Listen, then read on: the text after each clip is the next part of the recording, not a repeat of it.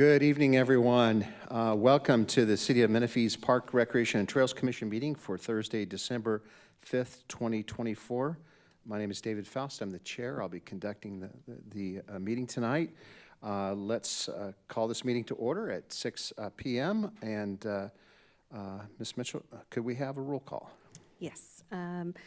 Chair Faust? Here. Vice Chair Tremblay is not here. Commissioner Ackerman? Here. Commissioner Sanchez? Here. Commissioner Peterson? Here. Thank you. Thank you. We have quorum, and I've asked Commissioner Ackerman to lead us in the Pledge of Allegiance. May all rise, please? To the flag of the United States of America and to the republic for which it stands, one nation, under God, indivisible, with liberty and justice for all.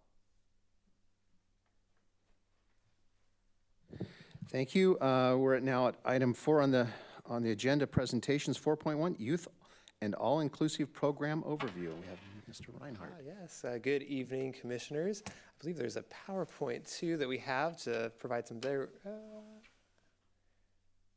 Perfect. Yeah, we'll go to the next one. So today I'm here to talk about a couple of the programs that I oversee, of many. One of them is the Tiny Tots program that we have at Lazy Creek Rec Center, just to provide a recap of how the year's been going and some upcoming things.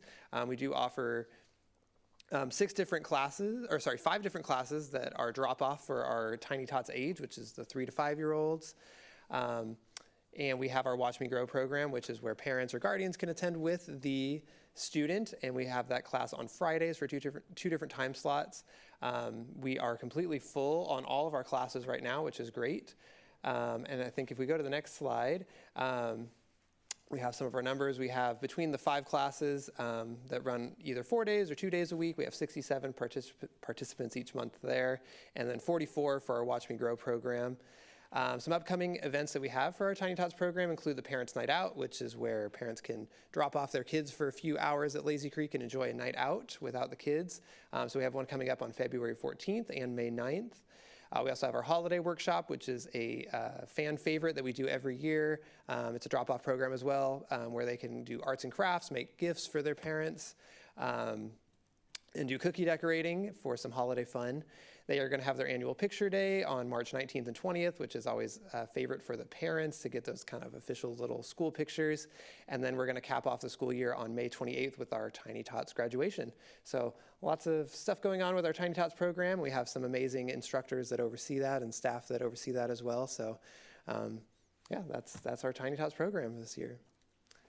And then also I'm here to talk about our Mighty Me program, which is our all-inclusive programming that we have here in the city, open to all abilities, all capabilities. We've split this group into two different groups. So we have our Mighty Me Kids and our Mighty Me Adults. And we've been fortunate to really grow this program over the last year or so. We partnered with the Menifee Union School District this past summer to offer programming at Evans Ranch Elementary School for all the extended school year students. To basically act as a little bit like their PE class during that time, and we were able to do a different sport each week for them with about 200 students each day. So after the summer, so the school year so far, we've had our Mighty Me Sports program, which we've partnered with the Disability Sports Foundation, which is an awesome group that's been doing some things with the city of Temecula. So we reached out to them, and they were able to join us over here in Menifee to offer some sports activities for our Mighty Me participants. That was in September and early October, doing a different sport each week. And then in general, we have our regular Mighty Me programming, which is social activities. So we really focus on providing that social opportunity for the kids and the parents and the adults in the program. That's on the 4th Friday of each month. So we just wrapped up our year. Our last one was in November. And we run with a different activity. We have an awesome staff member who's not here tonight, but her name is Leticia. She was a community services specialist, and she has really a passion and dedication for working with the Mighty Me group. And she's really the one that's grown this program quite a bit. Additionally to that, we have our Movement Thursdays, which we partner with another volunteer who's part of the Special Olympics as well, Hilda. and she runs a dance program for the Mighty Me adults that they meet every Thursday, and they're going to be showcasing what they've been practicing at the tree lighting ceremony this Saturday. And we're going to wrap the year up with our Mighty Me holiday party, which is going to be on Saturday, December 14th. It's going to be right after our Breakfast with Santa event.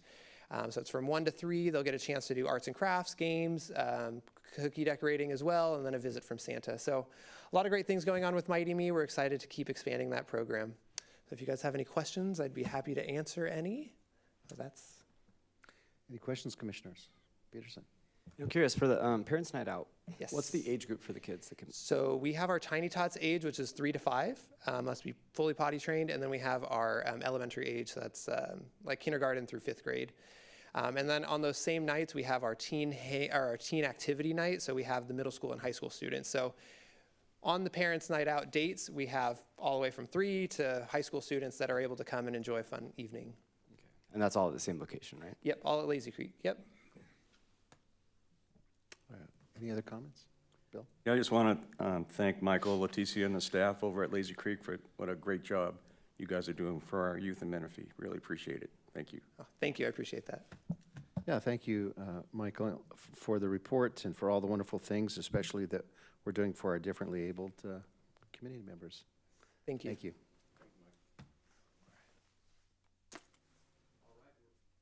We're at agenda item number 5, approval of minutes. The minutes of our last November 7th regular meeting minutes. Does anybody have any corrections or modifications necessary on the minutes?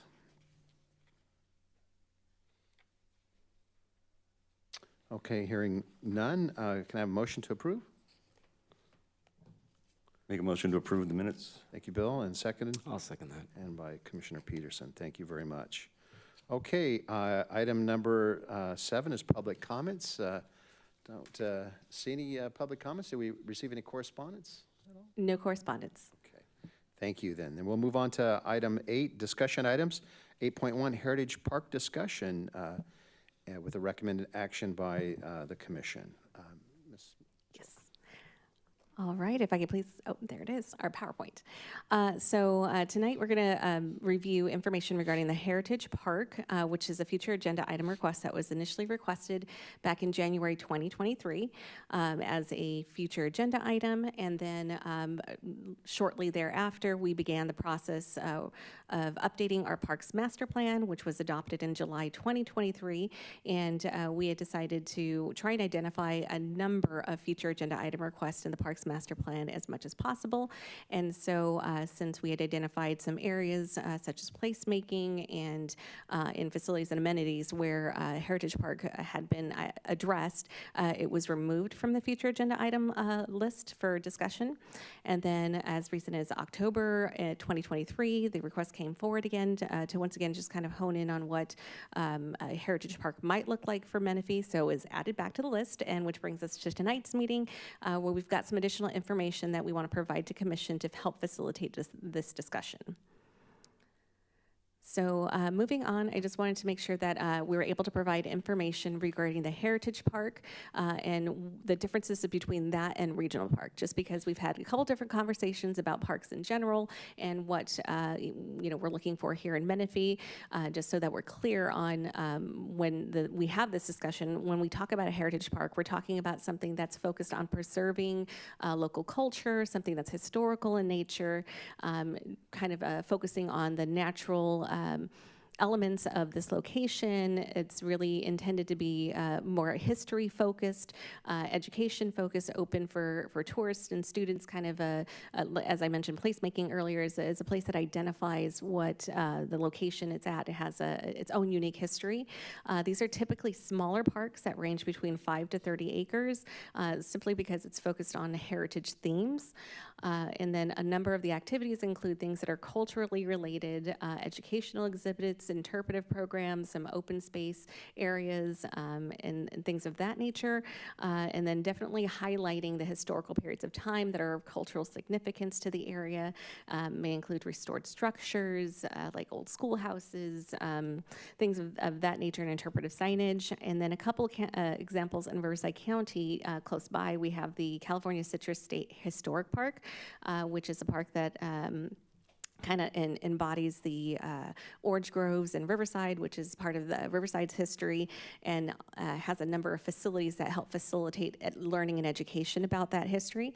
And then Jensen Alvarado Ranch, which is also a historic park in Harupa Valley, showcasing the region's agricultural history. And so on the other end, we've had other conversations about regional parks, which tend to be more recreation forward. They're definitely much larger parks, ranging from 30 acres to several hundred acres. They're intended to really serve multiple communities and cities. Oftentimes, you'll see regional parks spearheaded by county organizations and agencies working with local communities and cities. And the activities there are typically sports related, hiking, larger events will take place on those campuses. And then also, some of the ones close to us in Riverside County that are considered regional parks are things like Lake Paris State Recreation Area and Idlewild Regional Park. So just so that there's a comparison and that we can kind of hone in on when we talk about Heritage Park, we're talking about the historical smaller parks. And here are some photos just to kind of give you guys an idea. The California Citrus State Park, which is in Riverside, very much focused in on the landscape of the orange groves, and there's a historical center. They, play up the historic orange stand and fruit stands, things of that nature. And then the Jensen Alvarado Ranch actually is still somewhat of a working ranch with live animals on site and historical buildings that have been refurbished. So with that in mind, we want to make sure that there's some items for consideration. So the first thing is, of course, identifying funding sources for land acquisition and park development. And some of the things that we're always looking for are grants, always, taking a look at what the county, state, and federal funds that are available for us to apply for, potential sponsorships, development impact fees, QIMBY fees, things of that nature. And then ensuring that whatever actions we take in line with the parks master plan that was recently developed, and then also that our work in alignment with our capital improvement program. For a heritage park, site selection is important because, of course, we want it to have some historical significance since it is embodying the heritage of Menifee's history. And then again, with the park design, really wanting it to be authentic to our unique identity and culturally include our community as far as engagement and getting information from our local historians and tribal members on what that means for Menifee. And so this fiscal impact of a future park, of course, if we find the funding sources to build a park or acquire parkland, it just depends on what the recommendations are for PRTC for City Council consideration, and then City Council would essentially take action and could result in additional impacts in future years. So this concludes my report, in hoping that the information helped facilitate the discussion. And I know we have some additional information that members might want to share. Thank you, Ms. Mitchell. I've asked staff to put up a presentation that I put together just to kind of give you my thoughts and regarding this Heritage Park proposal idea, and with some visual to help forward. So again, the vision is to create a heritage park that provides an opportunity for residents and visitors to experience and learn about early rural life in Menifee. And just some pictures here of some of these I've grabbed from historical photos from Menifee, as well as just some pictures that I've grabbed from other places like Old Town San Diego, et cetera. And some of the features that I would love to see, especially looking at our farming history, and certainly we could take this back farther and even to Native American culture and prior to modern settlements. But farm machinery, expanded history museum, entertainment area, rebuild the old schoolhouse and old farmhouse, have walking trails, gardens, and picnic areas, and shelters, and demonstration shops even, like blacksmithing or woodworking, or even dairy, and a farmer's market, and eventually a food court and country-themed retail. And just some additional just visual shots of what this might look like. On that bottom left is, I believe that's Old Town San Diego.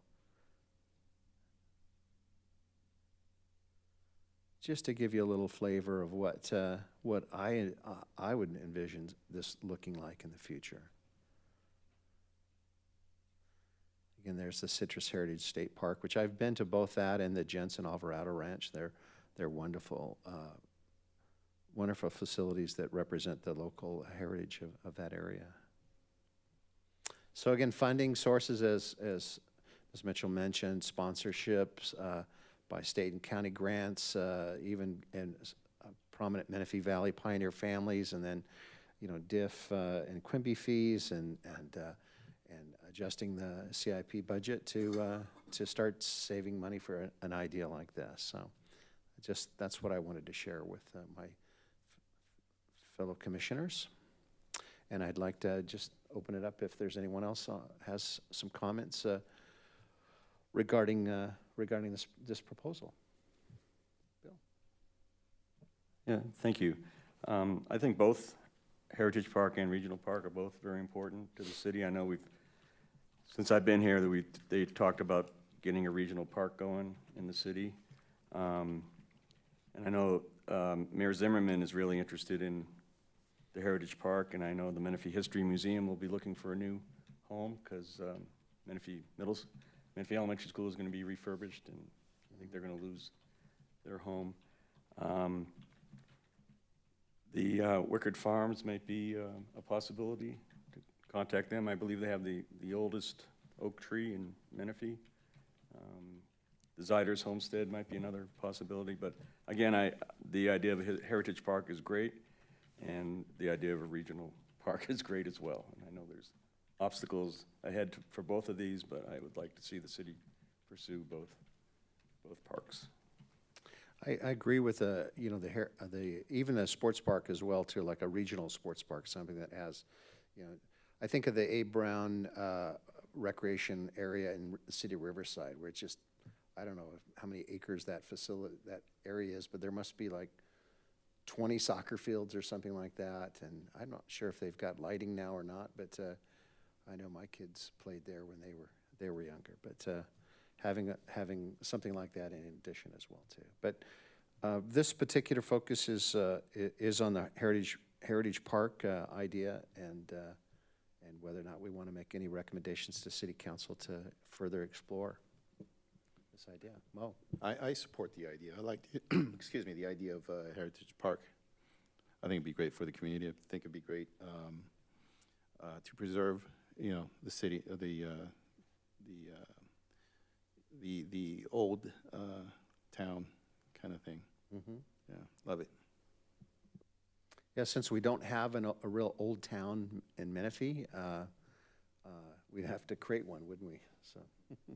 And also looking at the photos that you provided, I think I don't know if we can do something like that, but also create revenue. Looks like you can probably set a site or venue for weddings that can be rented out to raise funds to maintain it. Mm-hmm. Yeah, eventually expanding to having some commercial activities there as well is certainly a possibility. Any other comments? Well, I definitely support the idea for sure. Okay. And also for the regional, and then, a sports complex would really benefit the city. But one of my thoughts as far as the Heritage Park goes,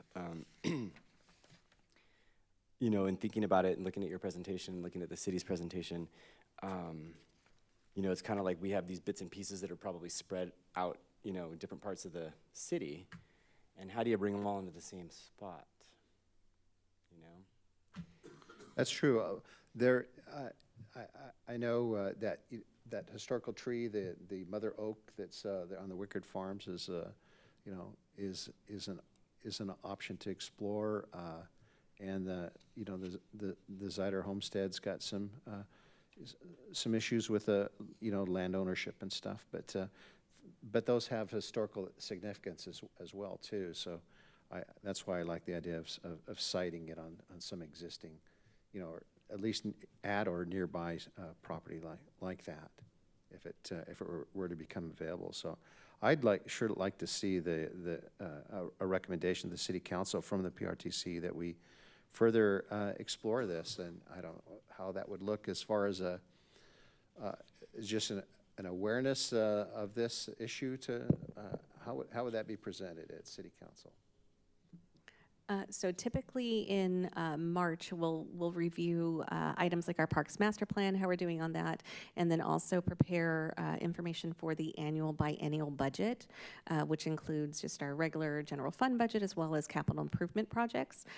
So at that time, if PRTC wanted to make a recommendation to add Heritage Park as a capital improvement project, even without funding, it still can be an item placed on the list for consideration for City Council, and at that point in time, they could make the decision to include it or set priorities for it.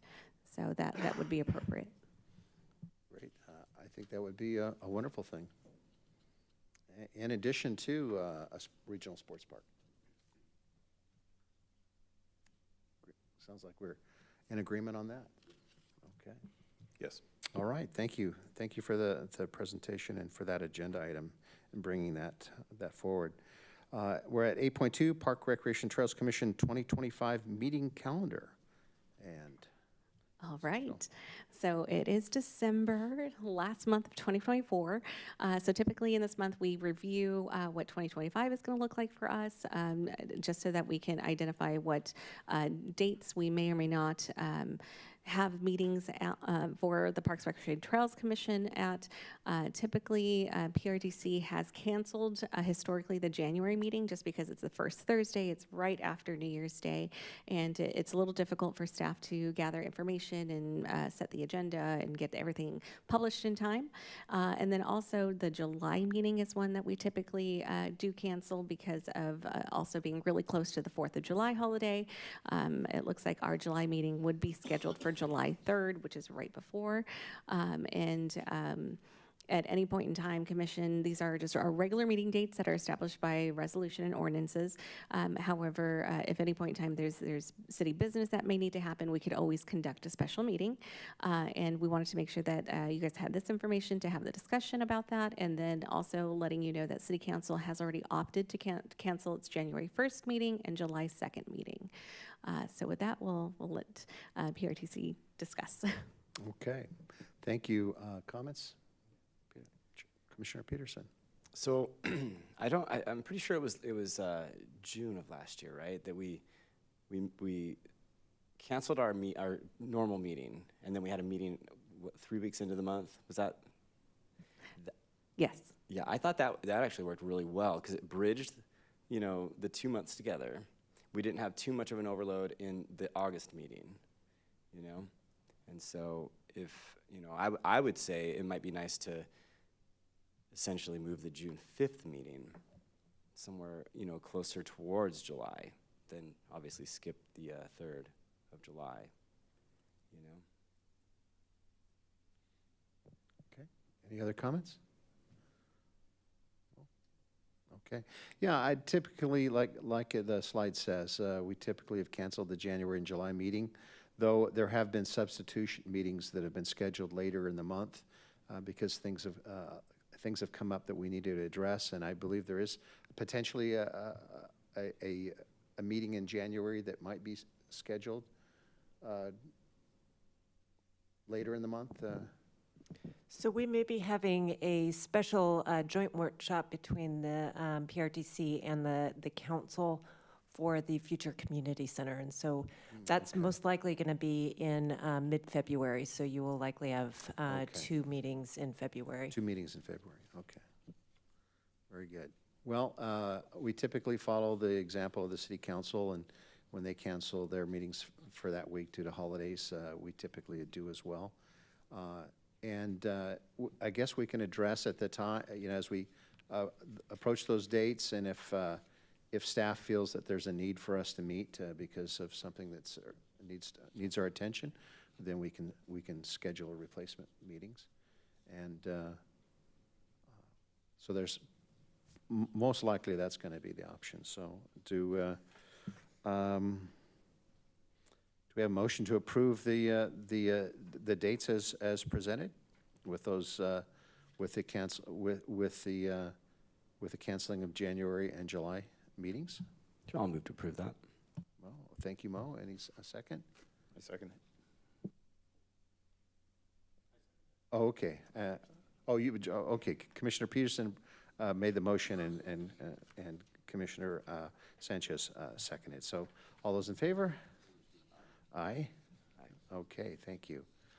All right, so we're moving on to item 9, Community Services Department comments. 9.1, Director comments. Ms. Kramer.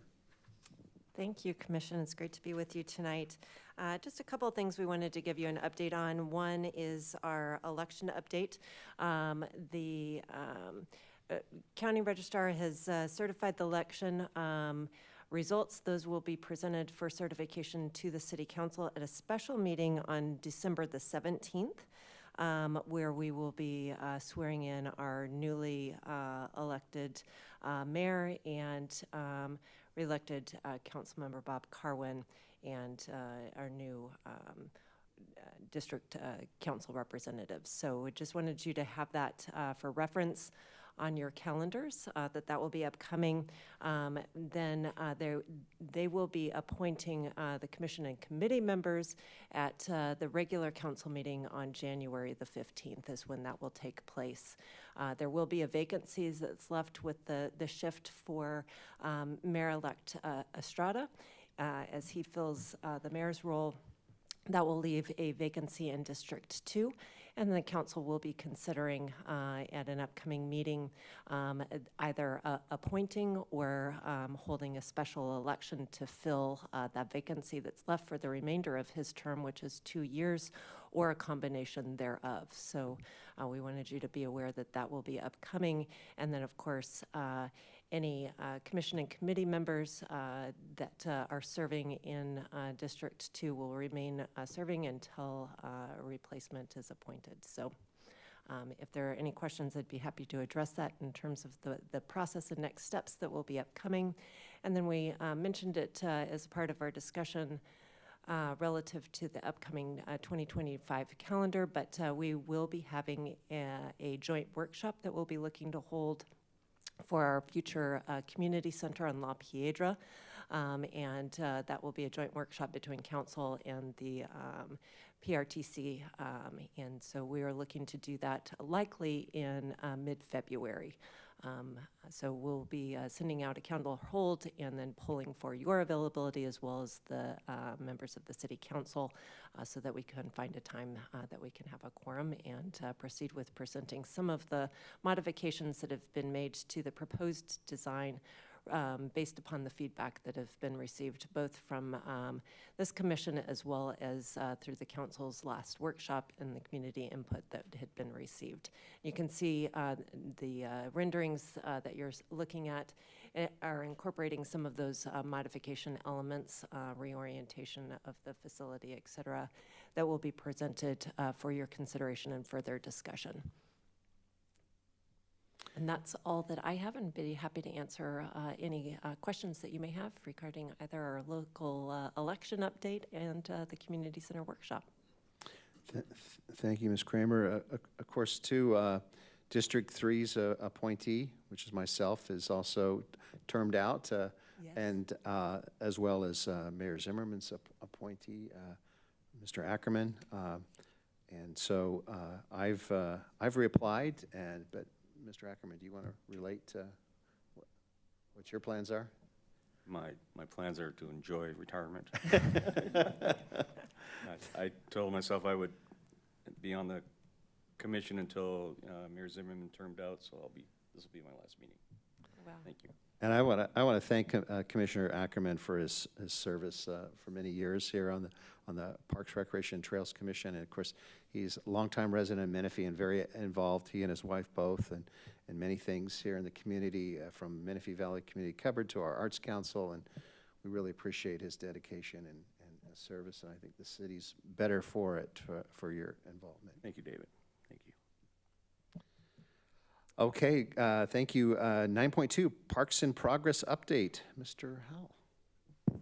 Okay, only have just a couple updates that will probably come up in the future. The biggest one is going to be the Sun City Green Space. We're in that design, obviously. We will eventually need to come up with a name for the park, so that will come back to the commission. I know it's been brought up. I've had emails, and then we've had residents here before asking what the name of the park will be for that. But Parks in Progress, that is the biggest update I would have. Eventually, we're going to have to come back and figure out that name, what the park would be named. Obviously, most likely it won't be Sun City Green Space, but as of right now, that's what the project is called. Cimarron Ridge, Valor Park is the closest one actually to construction. That construction will probably start within the next 6 months, and that is on Dominigoni, across from Banner Park. So the development's Banner Park too, but the development is Banner Park, but the park will be called Valor Park. So that's my update I have for all the parks in progress. Do you guys have any questions? Thank you, Mr. Howell. Have we seen the conceptual design on Catalina? We have not brought that. That has not been brought forward. Okay. We've been working with the developer on that, but eventually they know as well as us. We have to bring that back towards to commission. But we're working on some items internally on that with a community center and different things like that. Of not a community center, but a gymnasium. So Okay, yeah. an indoor building. Indoor gymnasium that they're Awesome. putting in there, but we're making sure the amenities that we know that need to be in there are already there. So when we do bring it to commission, it's ready for you guys to see. How big of development is that project? Is that? Not actually sure what size I could tell you what size the gymnasium they're proposing, but I'm not sure. But it's the size large of the enough that development. it could So support the building of a Yes, gym. Huh? correct. It is. I believe it's actually a gated community, but the park will be outside of it, and it'll be a community park, so it'll be a public Oh, park. So Okay, awesome, thank you. Other commissioners, any questions for Mr. Howell? Parks in Progress. Mo? What's the cross streets for the Sun City Green Space? I'd like to drive by and take a look at it. is That's off of Portsmouth and Cherry Hills Boulevard. Yeah. So if you're coming up Marietta Road going north, you'll make a left on Cherry Hills and then a right on Portsmouth. Okay, thank you. It's right behind that, the church, it's the Faith Lutheran? Faith Lutheran, yes. Faith Lutheran Church. So if you Google that, Got it. that'll get you right there. too. Thank you. Thank you. Okay, 9.3, solid waste and recycling update. Ms. Mitchell. All right. So solid waste and recycling had a lot of great things happen in November in partnership with Waste Management, our staff, and along with Aptum Services, which is a consultant that we utilize for our business side of solid waste and recycling, presented alongside economic development to the chamber mixer with about 50 people in attendance. In December, we'll be hosting a booth at the upcoming tree lighting event this Saturday, where we're hoping to engage the thousands of people there in all the great things about recycling. We had our annual meeting with Cal Recycle on November 20th, and so Cal Recycle is the state agency that oversees the mandates that come down from the state of California, and the most recent one that's made a lot of the noise is the SB 1383. So they wanted to see how the city of Menifee was doing with implementing these mandates, and so during their visit, we visited one of the kind of like hot spots of our area, which is a Cherry Hills Plaza, just because there's so many different owners of that location, kind of provided some insight on ways that we've worked with Waste Management and the property owners to get everybody up to speed and up to compliance with the organics recycling, so the green bins, and make sure that the resources are available to our businesses in order to ensure compliance. And then we also had the opportunity to tour one of our partners, the Menifee Valley Community Cupboard, who's our edible food recovery partner, which is a part of the SB 1383 mandates. So again, a great partnership, being able to meet the requirements that the state and CalRecycle placed on the city of Menifee while also helping out one of our local nonprofits. So really excited about that. And as a reminder, we still have our expanded food donation program, which was a grant that through Edible Food Recovery in partnership with Menifee Valley Community Cupboard, we were able to purchase a box truck for them to be able to take food out to Quell Valley. So it's the second Friday of every month. They'll be at Quell Valley Boys and Girls Club, and the fourth Fridays at Eller Park, which services primarily Romoland School District. So it happens on those days from 11 to 2 p.m. while supplies last, and there's typically plenty to go around. So we appreciate people come out and spreading the word that this is available to our residents. And then just a little bit of information about diversion and litter abatement. Over the month of November, we had 19 illegally dumped bulky item requests that were routed through Waste Management. And typically we have our partnership with Waste Management and Public Works that we're kind of working through on their Adopt a Streets program to make sure that we can get as many clean streets in Menifee as possible. And that concludes information for solid waste and recycling. Thank you, Ms. Mitchell. I'd just put a shout out to the Menifee Valley Community Cupboard, especially at the Quell Valley on the second Friday, I think you mentioned, in needing volunteers. So if you're out there, you're looking for an opportunity to serve, they always need help to help distribute the food at these, especially at the mobile sites now. On the second Friday at Quell Valley, at the old, is it the old Boys and Girls Club building, I think, that was out there? It's still the Boys and Girls Club Yes, location. It used to be the old firefighter volunteer hall. Okay, yeah, thank you. Any other questions for Ms. Mitchell on this item? Okay, then let's move forward to 9.4, Recreation Division update. All right, so recreation. These are our numbers for the month of November. We had a number of special events take place, things like our Veterans Day ceremony, a number of activities at Lazy Creek Recreation Center. One of the things that you'll notice when we present this information, we look at the line of special events and it says 0. And it's only because we're trying to be more intentional about how we're reporting out the information, simply because Veterans Day ceremony, that would be under one of our veterans programs. So trying to be able to differentiate between the various divisions and the populations that we serve. So again, just if you see more lines, it's because we're trying to identify exactly how we work with the community and how we benefit the residents. So just wanted to point that out. And then moving on, our revenue for November 2024, we had a number of activities take place. One of the things that you'll see on this slide I wanted to point out under city activity and registration fees, those are typically our youth programs that take place at Lazy Creek Recreation Center. That also includes Healthy Menifee programs like our Trot for a Cause. And so essentially any city activity registration fee are registration fees for city programs that are ran by city staff. So the difference between contract classes is those are our contract instructors that partner with the city, and it's typically a 60-40 split when it comes to revenue. But our city activity and registration fees are giving contract classes a run for their money this month. So. And then moving on to some upcoming events, we have the Case and Sarah Senior Center in the month of November. And let's see, where are we?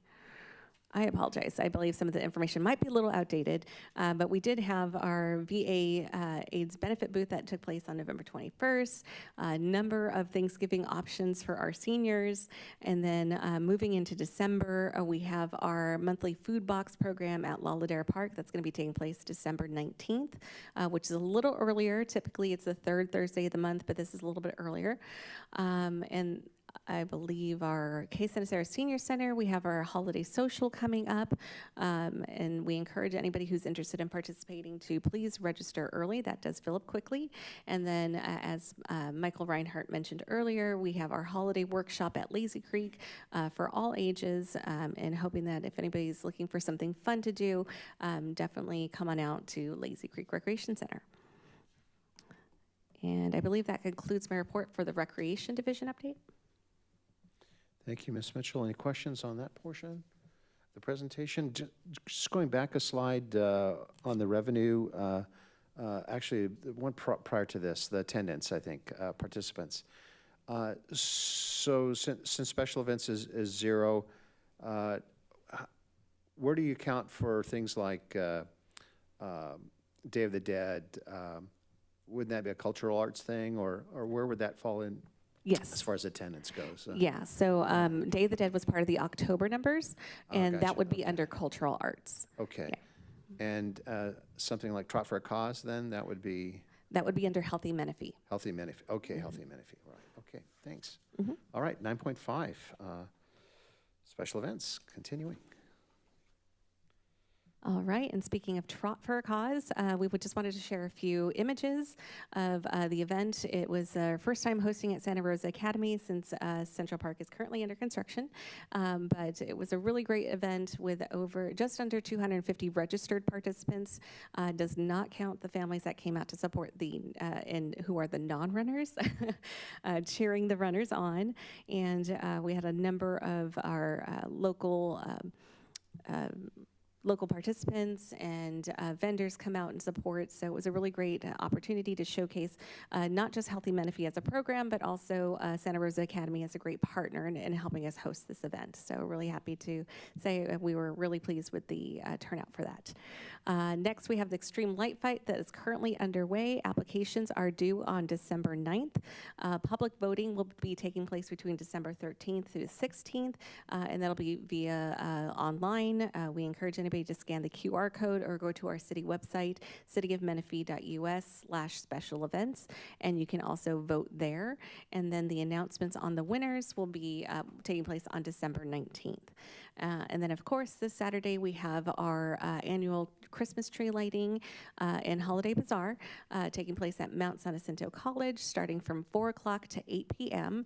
We will have our community parade, which starts at 5 o'clock, and where a number of our local community partners will usher in Santa, and then we'll have the countdown on stage with the lighting of the Christmas tree. So really excited to be able to offer that. Again, we'll still have the fun zone area. There'll be lots of opportunities for photos with the family, number of light elements, as well as characters that will be on site, vendors, food, all the good stuff, and snow. We encourage anybody who's interested in participating in the snow sledding area to either bring food donation or unwrapped toy to benefit the Menifee Valley Community Cupboard and Santa's Workshop in lieu of paying for these family-friendly activities. So again, really looking forward to that. It's going to be a fun day in Menifee. And then we do have a couple other things that are happening. We have our annual Breakfast with Santa that takes place at the Case-Sinicero Senior Center. Is coming up on December 14th. We have 3 sessions. As of this morning, the 9:15 is sold out. We have about 40 spots left at the 8 a.m. and about 15 spots left at the 10 a.m. So I encourage anybody who's interested to please sign up soon. That will sell out. Our Santa on Wheels is fully booked, so unfortunately that is no longer available to residents. But we appreciate our volunteers who assist us in making this happen and bringing Santa out to the community.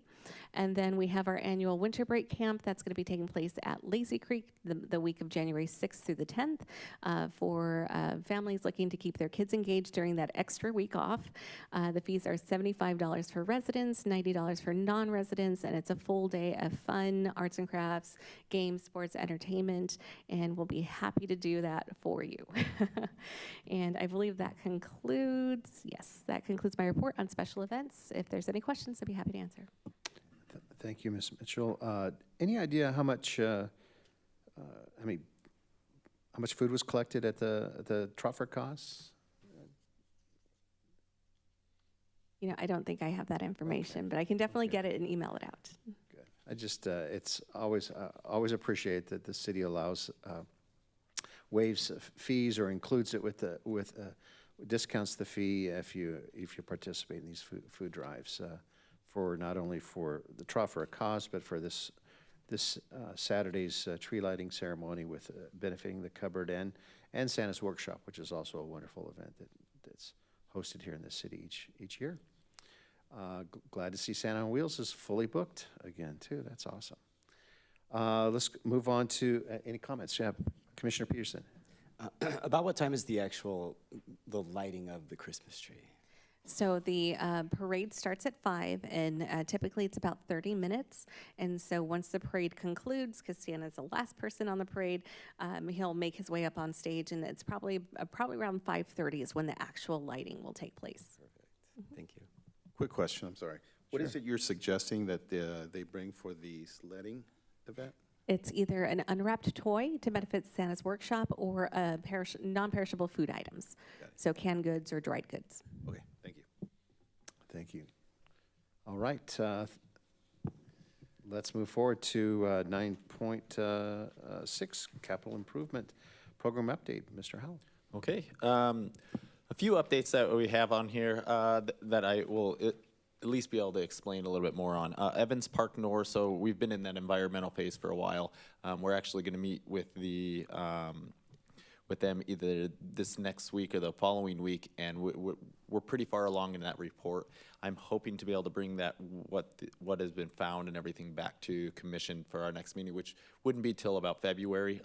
That's my goal, either February or March, to be able to have a report and an update with that, so you guys can see what we can do there, and then we can start discussing, you know, in the future of what we want to actually build there. We have stuff in the Parks Master Plan that wants to be there, but we definitely want the commission to be able to see what we have come up with so far, just what can be there. And it looks good, but we want to do the environmental just in case if we weren't allowed to do certain thing, build something at the space. So also the La Piedra Community Center, Rebecca touched base on that a little bit. We will be having that joint meeting where you guys can see, we're going to see the actual more design and some aspects of that building that's there.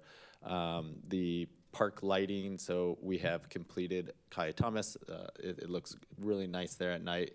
It's not too bright or anything like that. It's just a little touch that it added to it. And then still waiting for our approval of the permit for the foundations for the light poles, which I'm hoping to have here real soon, so we could actually start digging those for the pump track. What part of the pump track will be lit? It'll Will it just be the paved? asphalt. It'll just be the paved part. It will not be the jump line. There might be too many shadows or anything like that. So we have a light plan that's on there, and it shows where the light bleed is and everything like that. So it will be completely lit, so there won't be the shadows on the track, because it's a circle. It's a lot easier, like you can a soccer, a baseball field like that. And then it'll also be the parking lot. Awesome. And those are the solar lights, so we don't have to have power to them. They will have it's a Bluetooth. We have our own timer that we're able to put in there, so we'll be able to adjust it so they won't be on all night at the pump track. We'll be able to shut them down. The parking lot where we can dull down, like we can at a normal park. So if it's sports field lighting, you can turn it off when you need to, so it's not open till midnight or safety-wise that way.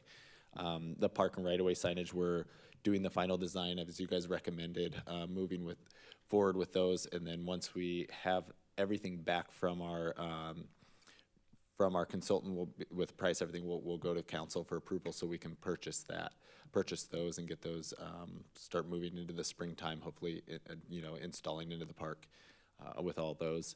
And then we had a couple more updates. I'll go over what I wanted to do first was the Central Park. So I believe last commission meeting I had said we were going to be doing the shotcrete, but we had to move that back.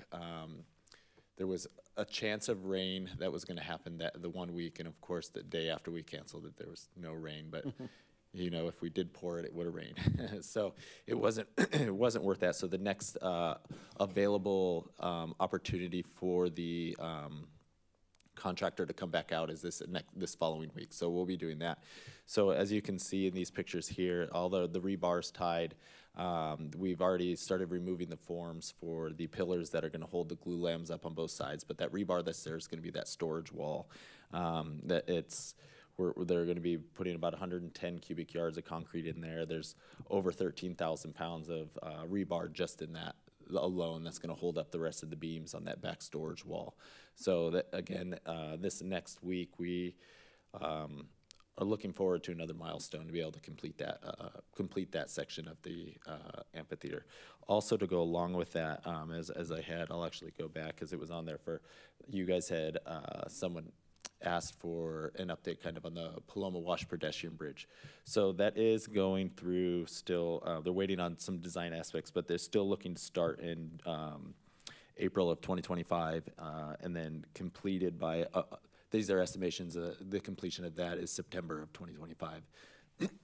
And then also the civic parking lot, so everybody's aware of that too, that'll be happening is the future City Hall. So we're doing the parking lot first. That's right there on the lot that we own on Civic Center Drive around the roundabout.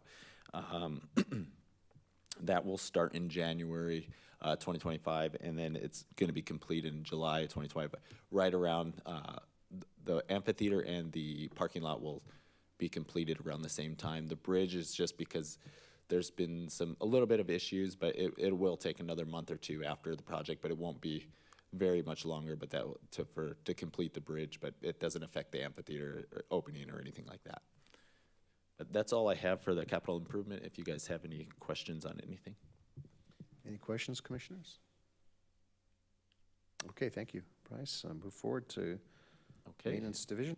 All right, so we've had a total of 368 work orders this last month between our facilities and parks and the right-of-ways, and then 377 of those are completed.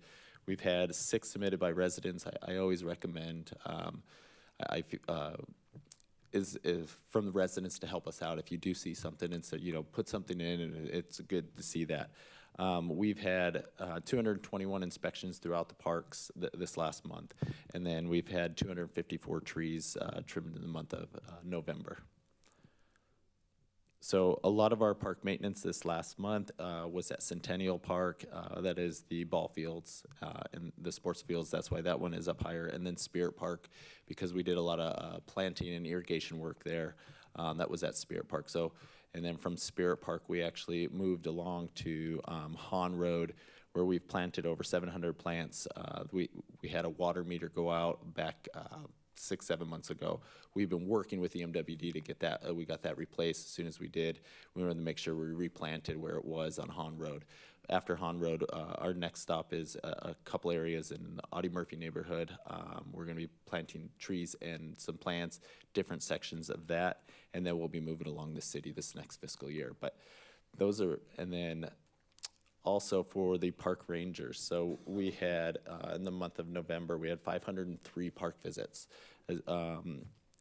Obviously, it's a little down from October. One of our, with holidays, one of our rangers had a baby, so his wife had a baby, so he was out a little bit on that. So obviously that shrunk down, but he's back and everything's good on that.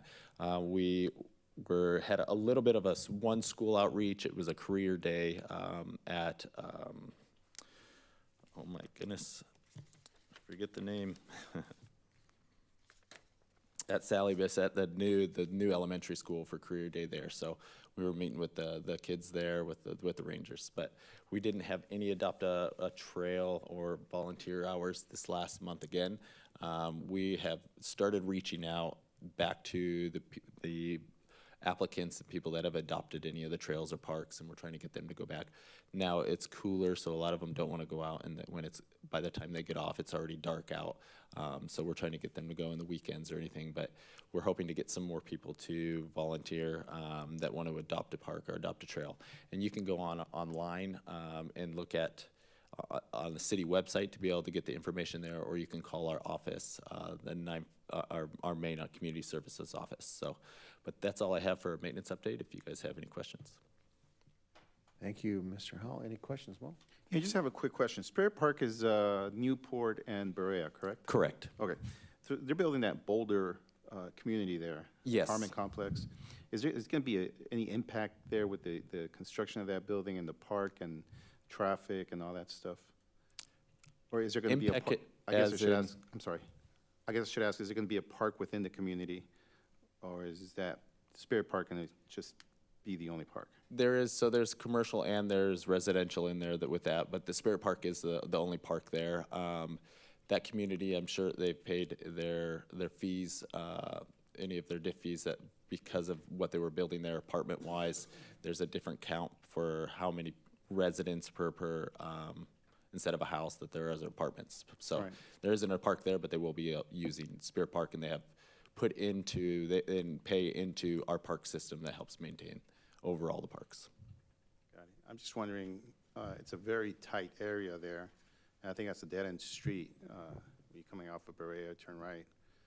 The just wondering cul-de-sac there at the park, Yeah, correct. right. Wondering what the impact is going to be there with traffic and the park. I wouldn't know the study that was done, but I can look into that and see what that was. But they've had to do environmental studies, traffic studies, lighting studies, so I can get that information. Okay, thank you. Absolutely. Okay, thank you very much. We're at item number 10, Commissioner reports on committee activities. Commissioners, any reports on things that you've done or participated in November since our last meeting? Commissioner Ackerman. Yeah, I'd like to talk about Trot for a Cause. I thought you all did a wonderful job. Well-attended, big increase in participants from the 2023. Love the shirts. Love the activities and games for the kids, the climbing wall.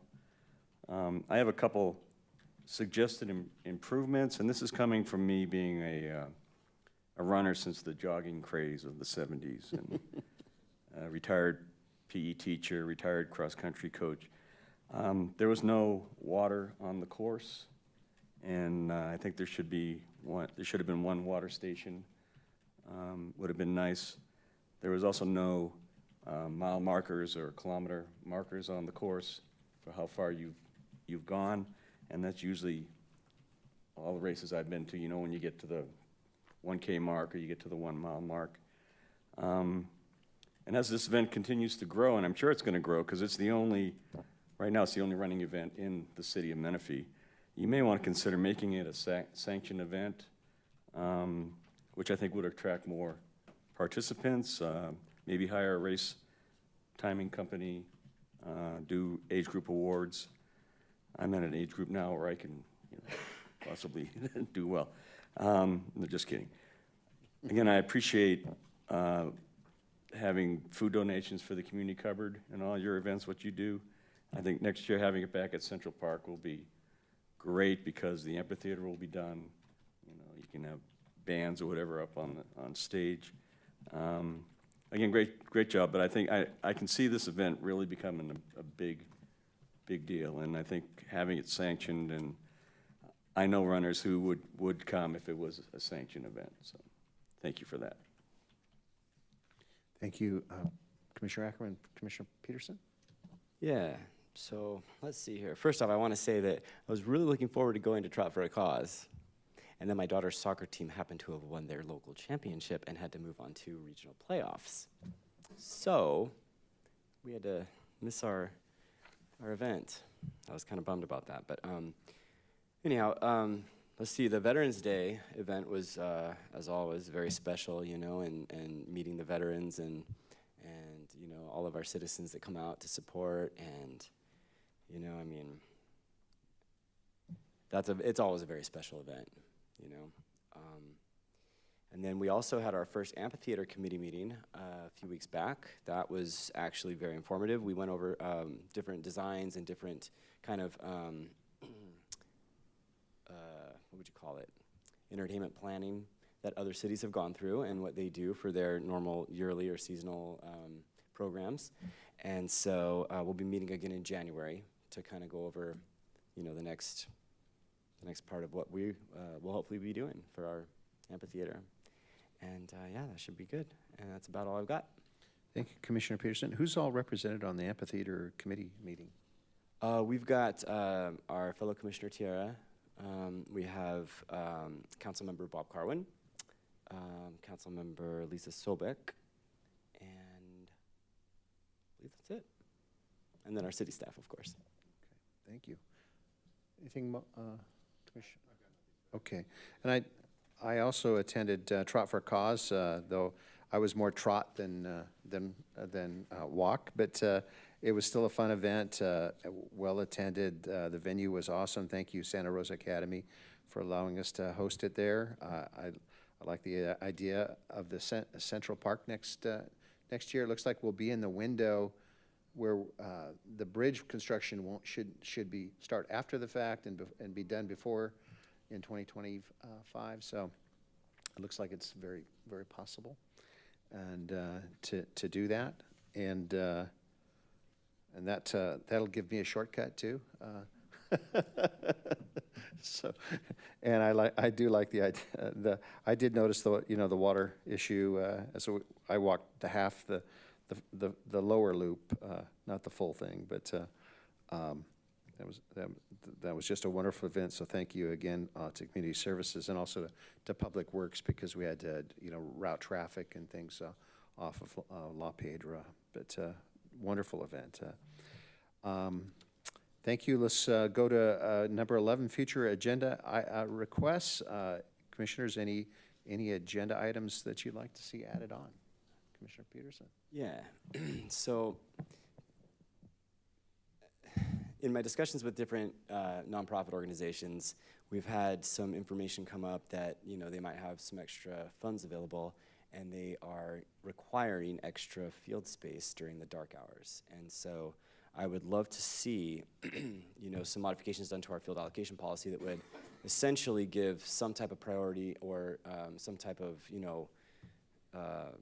maybe for a period of years, reservation of, field space for, up to a number of days per week in exchange for, this public-private partnership. And so I'd like to make a motion to put that on our agenda to discuss, and hopefully we can get some action and get some more lights at our fields. All right. Do I have a second for that motion? I'll second that. I'd like to propose for a future agenda item just an update on the Quail Valley Park that I understand the HOA approved the transfer of the land to the city of Menifee. And so, just what are the next steps on that issue? Could I make a motion to that and have a second on that? I'll second that. Anything we have at all on that to add?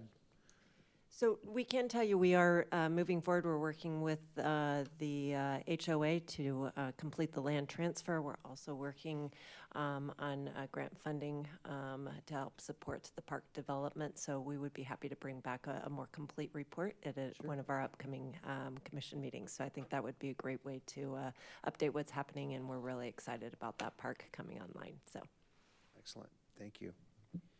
All right, and as we conclude this last meeting of the year, I just want to wish everyone happy holidays and enjoy all the wonderful events that our community services provides for our residents here. And I appreciate all the assistance and support of our staff here. Thank you, my fellow commissioners, for your service this past year. It's been a pleasure working with all of you, and we'll see what the new commission looks like next year. Hopefully most of us will be a part of that too. But thank you all. I'd like a motion to adjourn the meeting. I'll make a motion. Okay, and I'll second that. And thank you all for attending. And this concludes our Parks Recreation